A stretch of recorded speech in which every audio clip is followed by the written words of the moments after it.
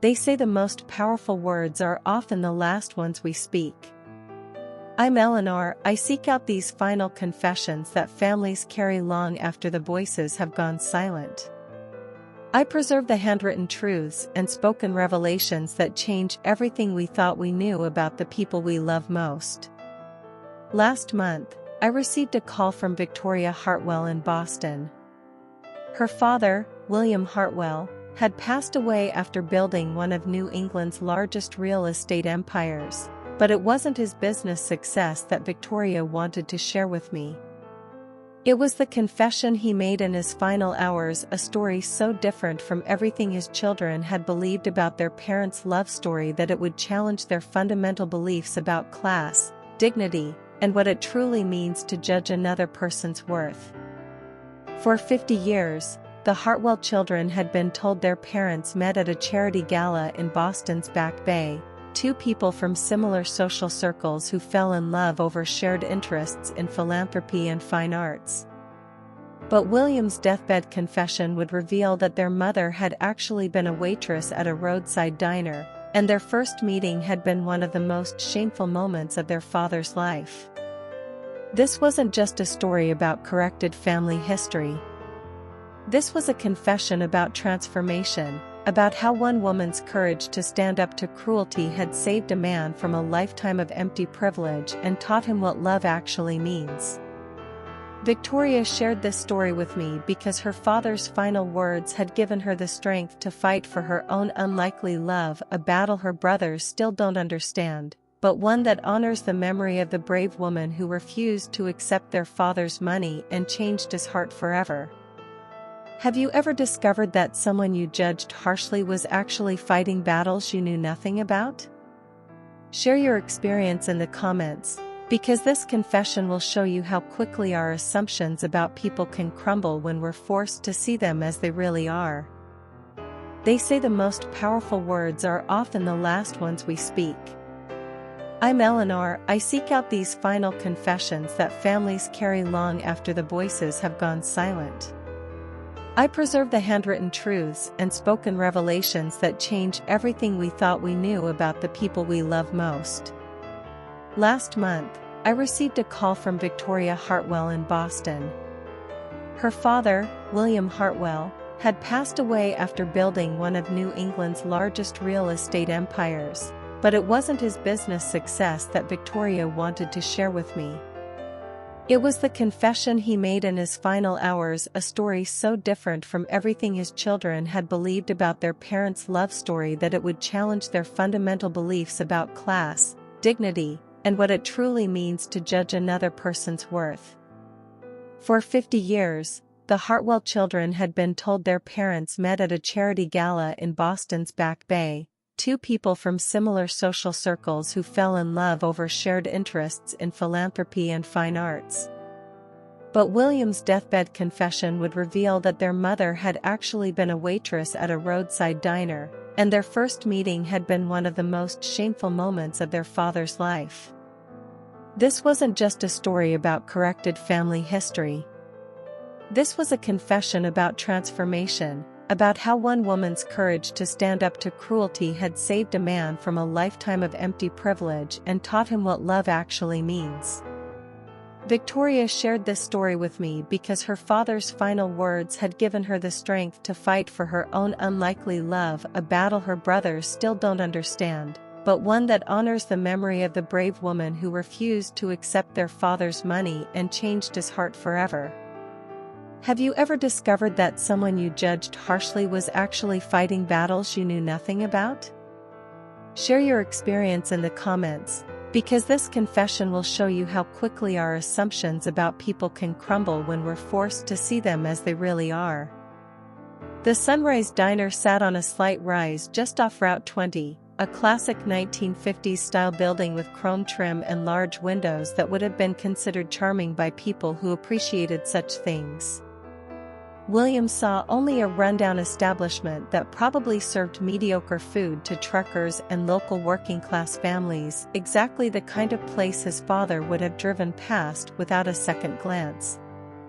But his hunger won out over his snobbery, and William pulled his silver Mercedes into the gravel parking lot between a rusted pickup truck and a station wagon that had seen better decades.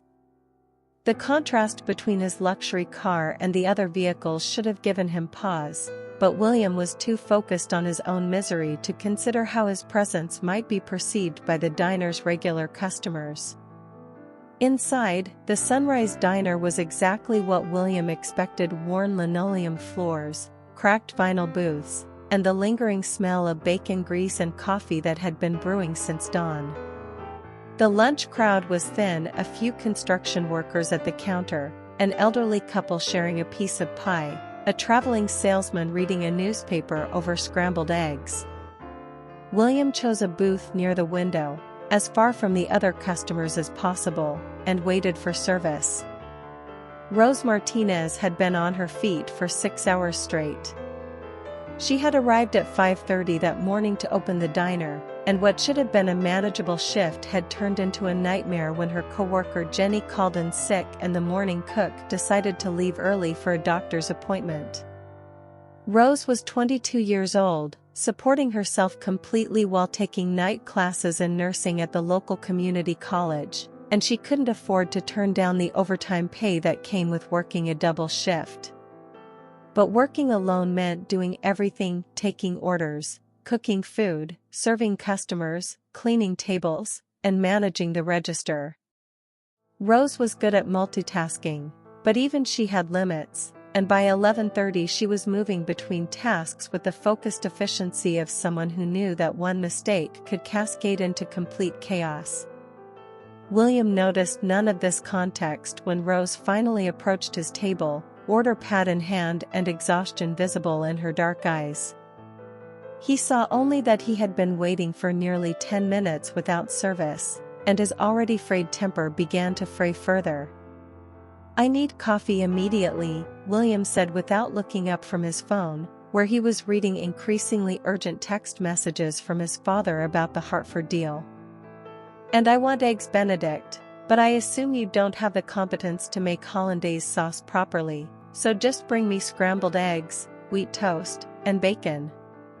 And make sure the bacon is crisp. I don't want any of that fatty, undercooked garbage." Rose took the order without comment, though her jaw tightened slightly at William's tone. She had dealt with difficult customers before, but something about this man's assumption that she was incompetent before she'd even had a chance to serve him set her teeth on edge. "I'll get your coffee right away," Rose said politely. "The eggs will take about 15 minutes since I'm cooking everything myself this morning." William finally looked up from his phone, taking in Rose's appearance for the first time: her dark hair pulled back in a practical ponytail, her simple uniform dress, the fatigue around her eyes that spoke of too many early mornings and late nights. 15 minutes? William's voice rose enough that other customers glanced over. "What kind of operation are you running here? I could get faster service at McDonald's." "I'm sorry, sir," Rose said, maintaining her professional composure despite the flush of anger rising in her cheeks. "We're short-staffed today, but I promise your food will be worth the wait." William waved her away dismissively and returned to his phone, where the bad news from Hartford was getting worse. His father had called twice, his assistant was forwarding increasingly panicked emails from investors, and a text from his business partner suggested that word of their failed deal was already spreading through Boston's tight-knit commercial real estate community. Rose brought William's coffee within 2 minutes, but he was too absorbed in his professional crisis to acknowledge her presence. She refilled his cup twice over the next 20 minutes while juggling orders for 6 other tables, cooking on the diner's ancient grill, and trying to maintain the cheerful demeanor that kept her customers coming back even when the service was slower than usual. When Rose finally approached William's table with his breakfast, she was carrying a plate that looked exactly as he had ordered: fluffy scrambled eggs, perfectly crisp bacon, golden wheat toast with butter and jam on the side. She had even garnished the plate with a sprig of parsley from the diner's small herb garden, a touch that showed the pride she took in her work despite the challenging circumstances. "Here you are, sir," Rose said, setting the plate down carefully. "I'm sorry for the wait. I hope everything is to your liking." At that exact moment, William's phone rang with another call from his father. The conversation was brutal, Richard Sr. demanding explanations William couldn't give, questioning his competence in language that cut deeper than any business setback. When William finally hung up, his face was white with humiliation and his hands were shaking with suppressed rage. Rose was still standing beside his table, waiting to see if he needed anything else, when William exploded. "Now I have to ask you something that William's children wrestled with when they heard this story. Have you ever taken your frustrations out on someone who didn't deserve it? Someone who was just trying to do their job, maybe even trying to help you?" Because what William did next would haunt him for the rest of his life, and it shows how quickly we can become the kind of person we never thought we'd be when pain and pride collide in the worst possible way. William stood up so quickly that his chair scraped loudly against the linoleum floor, drawing the attention of every customer in the diner. His face was flushed with a rage that had nothing to do with Rose and everything to do with his own humiliation, but Rose was the only target within reach. "This is completely unacceptable," William said, his voice carrying the authority he'd learned from years of watching his father dress down employees. "I've been waiting nearly half an hour for a simple breakfast, and this is what you bring me?" Rose looked at the plate in confusion. The food was exactly as he had ordered, prepared with care despite the challenging circumstances. "Sir, is there something wrong with your meal? I can fix whatever." "Everything is wrong," William interrupted, his voice rising with each word. "The eggs are cold, the bacon is overcooked, and this coffee tastes like dishwater. What kind of establishment are you people running here?"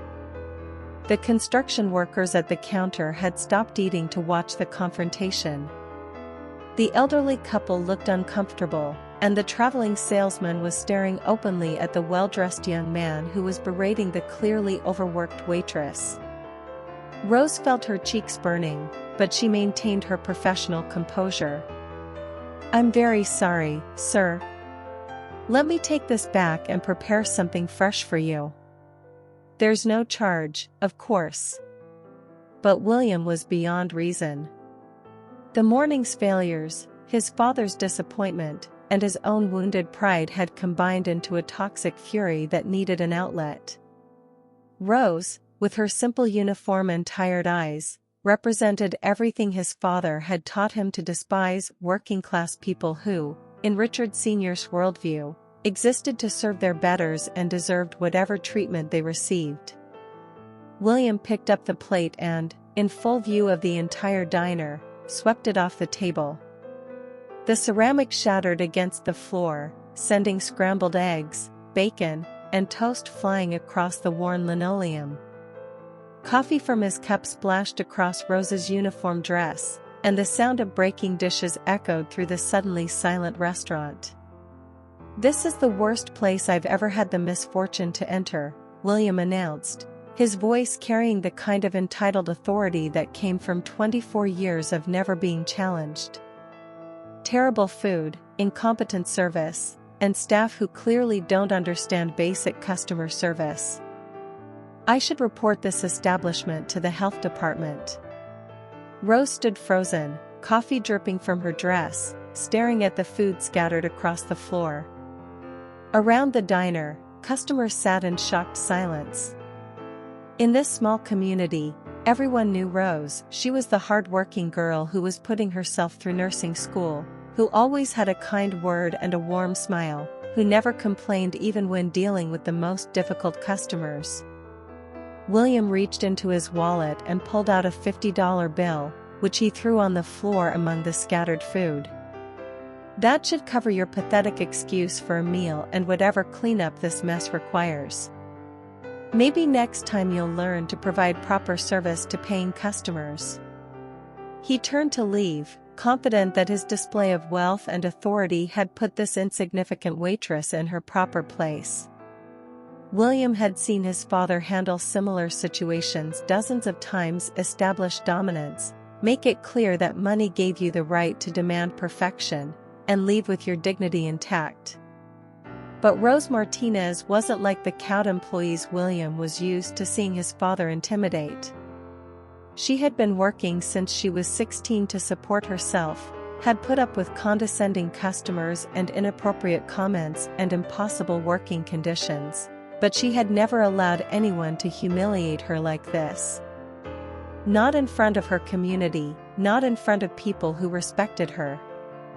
As William reached for the door handle, Rose's voice cut through the silence. "Excuse me." William turned, expecting an apology or perhaps gratitude for his generous tip. Instead, he found Rose walking toward him, her dark eyes blazing with a fury that matched his own but came from a very different place. Rose reached out and grabbed the lapel of William's expensive suit jacket, pulling him around to face her directly. Her grip was strong from years of physical work, and her voice was steady despite the tears of rage gathering in her eyes. "Who do you think you are?" Rose said, her voice quiet but carrying clearly through the silent diner. "I'm sorry if your highness is having a bad day, but I have been working alone for 6 hours straight, doing my absolute best to serve everyone in here with dignity and respect." William tried to pull away, but Rose's grip tightened on his jacket. "I don't know what kind of world you live in where you think money gives you the right to treat people like garbage," Rose continued, "but in my world, we treat each other with basic human decency regardless of how much money we have in our wallets." Rose reached down and picked up the $50 bill William had thrown on the floor. She grabbed his hand and pressed the money into his palm with enough force to make her point clear. "I don't need your money," Rose said, her voice shaking with emotion. "I earn my own way through honest work, and I've never needed charity from someone who thinks throwing cash around makes up for having no character." The entire diner was watching in stunned silence. No one had ever seen anyone stand up to a wealthy customer like this, and certainly not a young woman defending her dignity against someone who clearly came from money and power. "Now get out of my diner," Rose said, releasing William's jacket with enough force to make him stumble slightly backward. "And don't come back until you learn how to treat people like human beings instead of servants you can abuse whenever you're having a bad day." William stood frozen, the $50 bill crumpled in his hand, staring at this young woman who had just destroyed every assumption he'd ever made about how the world worked. For the first time in his privileged life, someone had refused to be intimidated by his wealth, had called out his behavior publicly, and had done it with a dignity that made his own actions look petty and cruel in comparison. The construction workers at the counter started to applaud, slowly at first, then with increasing enthusiasm. Other customers joined in, and soon the entire diner was clapping for Rose, who stood with her chin raised and her shoulders straight, still shaking with anger but clearly proud of herself for refusing to accept mistreatment. William walked out of the Sunrise Diner in complete silence, his face white with shock. For the first time in his life, he had been made to feel small not by someone with more money or power, but by someone with more character. I want to take a moment here to thank all of you who follow these stories and share your own experiences with standing up to unfair treatment. Rose's courage in that moment shows us that dignity isn't about how much money you have, it's about how you treat others and how you demand to be treated in return. Your comments about similar experiences help others find the courage to defend their own worth when it matters most. William drove back to Boston in a daze, Rose's words echoing in his mind, "I don't need your money. I earn my own way through honest work." No one had ever spoken to him like that before. No one had ever made him feel ashamed of his behavior rather than justified in it. The conversation with his father about the Hartford deal was as brutal as William had expected, but Richard Sr.'s disappointment felt distant compared to the memory of Rose's blazing eyes and steady voice. That night, William lay awake replaying the entire scene, seeing himself through the eyes of the other customers, a privileged young man having a tantrum and taking it out on someone who was working harder than he ever had in his life. For 3 weeks, William tried to forget about the incident at the Sunrise Diner. He threw himself into work, closed 2 smaller deals to make up for the Hartford failure, and attempted to return to his normal routine of business meetings, country club dinners, and social events with Boston's young elite.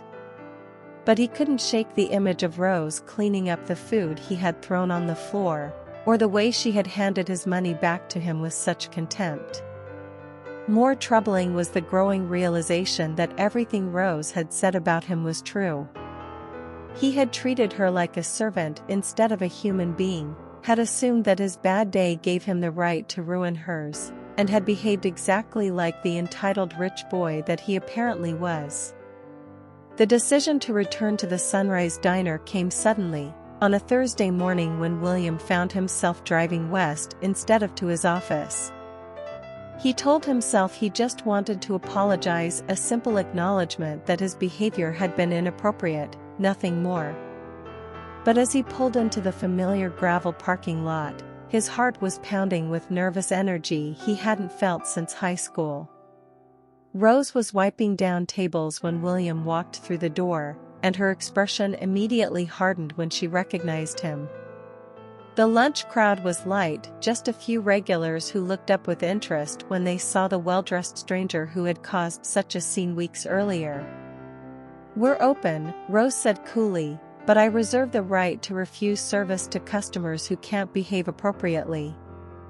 William approached her slowly, his hands raised in a gesture of peace. "I'm not here for food," he said. "I came to apologize. What I did here 3 weeks ago was inexcusable, and I wanted to tell you that in person." Rose studied his face carefully, looking for signs of insincerity or condescension. What she saw instead was genuine shame and something that looked like humility, expressions she hadn't expected to see on the face of someone who had seemed so arrogant and entitled. "You humiliated me in front of my customers," Rose said bluntly. "People I see every day, people who respect me. You treated me like dirt because you were having problems that had nothing to do with me." "You're absolutely right," William replied. "I was angry about business issues, and I took it out on you when all you were doing was your job. There's no excuse for that behavior, and I'm deeply sorry." Rose continued wiping the table, considering his words. "What made you come back? Guilty conscience, or did someone tell you it was bad for business to have stories about rich boys throwing tantrums in local diners?" William was quiet for a long moment. "Guilty conscience," he admitted. "I haven't been able to stop thinking about what you said to me. About earning your own way through honest work, about treating people with dignity. I realized I've never had to earn anything in my life, and I've never treated service workers with the respect they deserve. So what are you going to do about it?" Rose challenged. "Say you're sorry and go back to your mansion feeling better about yourself?" "I honestly don't know," William said. "I came here to apologize because it was the right thing to do, not because I have some master plan for becoming a better person. But if you're willing to let me try to make amends, maybe you could suggest something." Rose looked at this wealthy young man who was asking for her guidance on basic human decency, and despite herself, she felt a flicker of curiosity about whether people like him could actually change. "You can start by sitting at that counter and ordering coffee," Rose said finally. "If you can manage to treat me like a human being for 30 minutes, maybe we can have a conversation about what it means to earn respect instead of demand it." William spent an hour at the Sunrise Diner that day, drinking coffee and listening to Rose talk about her life, working her way through nursing school, supporting herself completely since she aged out of foster care at 18, dealing with customers who sometimes saw her uniform as an invitation to condescend or worse. He learned that Rose was brilliant, ambitious, and more determined than anyone he'd ever met, including himself. More importantly, he began to understand that Rose's anger hadn't been about his money or his social status, it had been about his assumption that having wealth gave him the right to treat others as less than human. William returned to the diner the following week, and then the week after that. Rose remained skeptical of his motives for months, testing his sincerity by introducing him to other customers, watching how he interacted with people who had no money or social influence to offer him. Gradually, she began to see evidence that William was genuinely trying to change, asking questions instead of making demands, listening to people's stories instead of dismissing them, learning to see service work as skilled labor worthy of respect. The transformation wasn't easy or quick. William had to unlearn 24 years of entitlement and prejudice, and Rose had every reason to be suspicious of wealthy men who claimed to have reformed. But over the course of a year, their weekly conversations evolved into something deeper: mutual respect, shared laughter, and eventually, love. William never hid his wealth from Rose, but he also never used it to impress her. When he finally told her about his family's business empire, Rose's first reaction was concern about how different their backgrounds were. But by then, she had seen enough evidence of his character to know that William's money didn't define him the way it once had. "The question isn't whether you have money," Rose told him during one of their long conversations. "The question is whether your money has you. Whether you think it makes you better than other people, or whether you understand it's just a tool you can use to help others."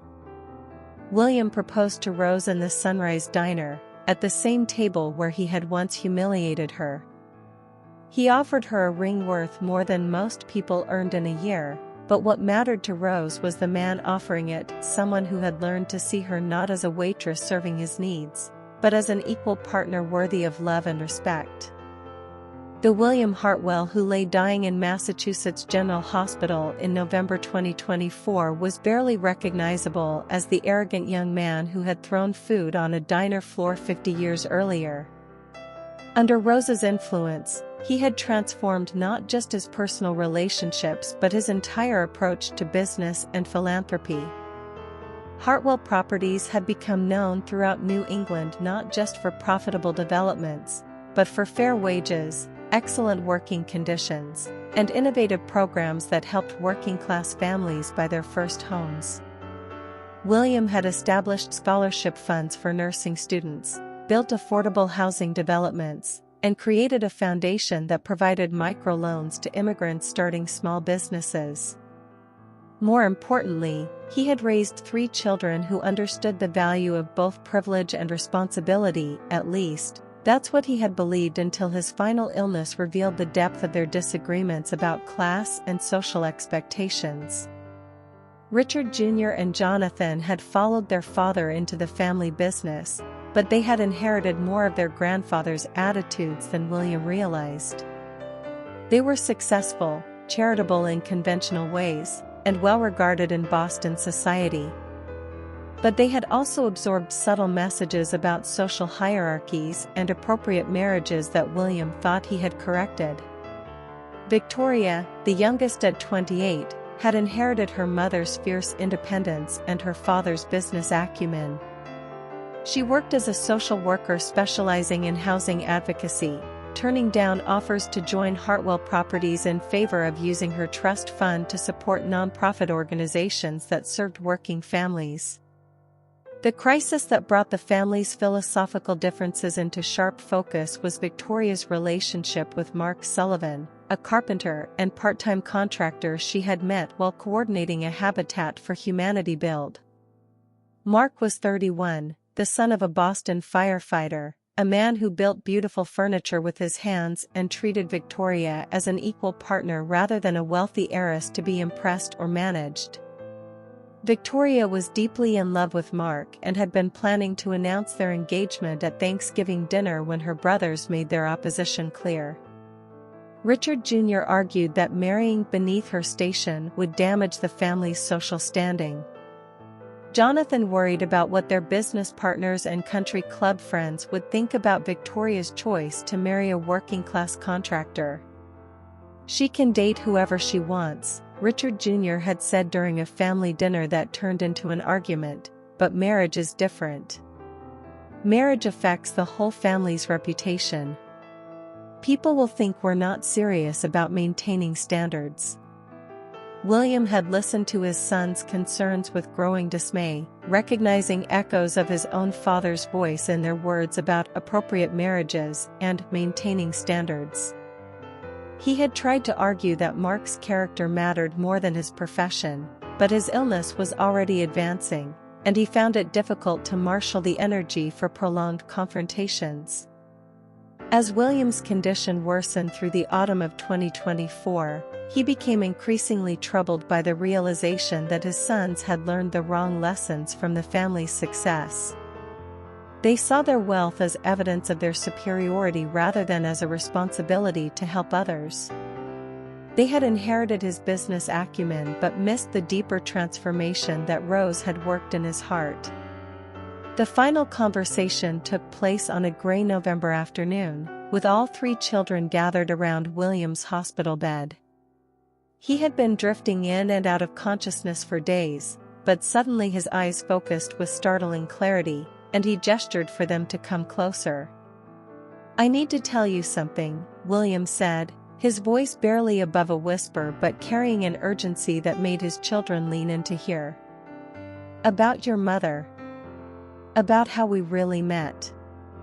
Victoria held his hand as William began the story they had never heard, the arrogant young man who had humiliated a hard-working waitress, the woman who had refused to accept his money or his contempt, the transformation that had saved him from a life of empty privilege.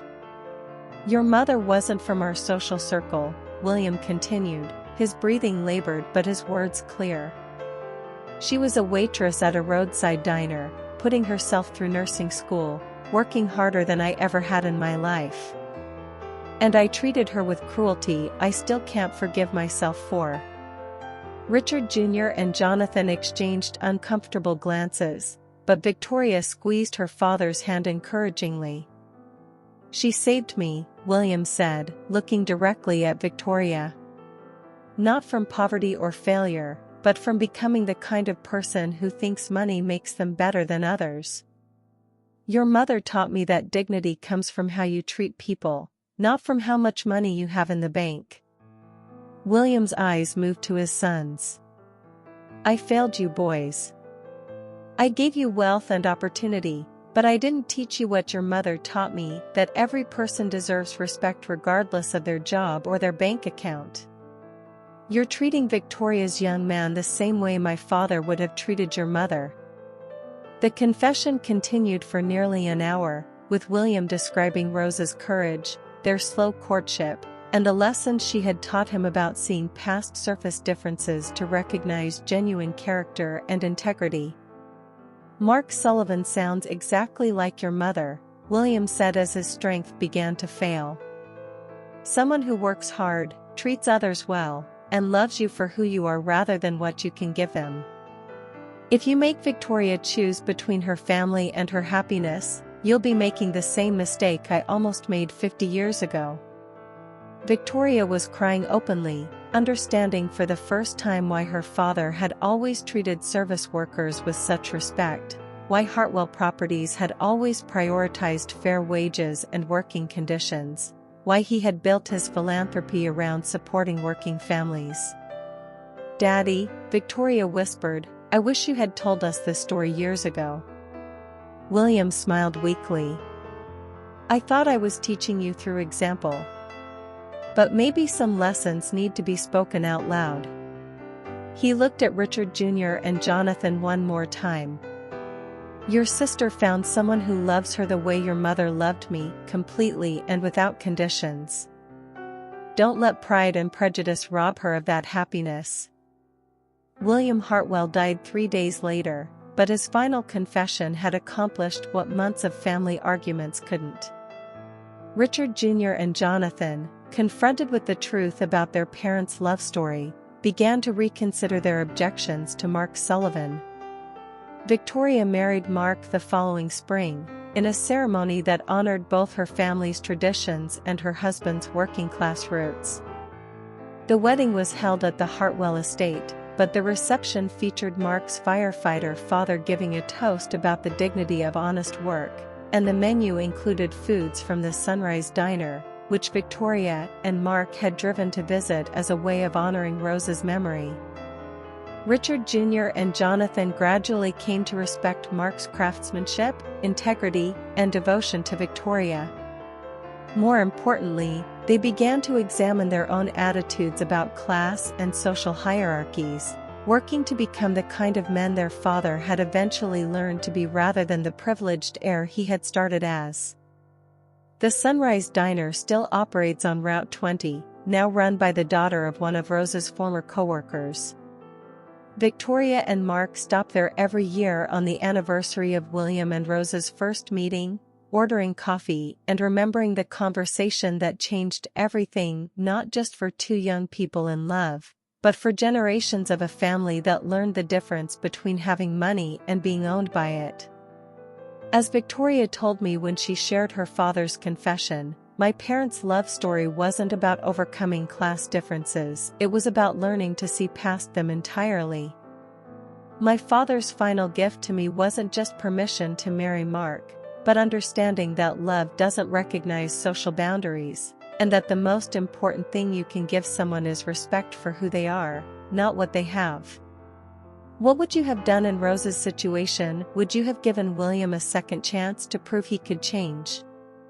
And if you were Victoria, how would learning this truth about your parents have changed your understanding of your own relationship? Share your thoughts in the comments below. This confession reminds us that transformation is possible at any age, and that sometimes the people who challenge us most directly are the ones who love us enough to demand that we become better versions of ourselves. If this story moved you, please subscribe for more final confessions that reveal how love can transform even the most hardened hearts. Your support helps me continue preserving these powerful stories about redemption, growth, and the courage it takes to admit when we've been wrong. I'm Eleanor, and I seek out these final confessions that families carry long after the voices have gone silent. William's deathbed revelation reminds us that the most important lessons often come from the people we least expect to teach us, and that it's never too late to acknowledge the truth about how we became who we are. Until next time, remember that every person you meet has the potential to change your life if you're brave enough to see them as they really are rather than as you expect them to be.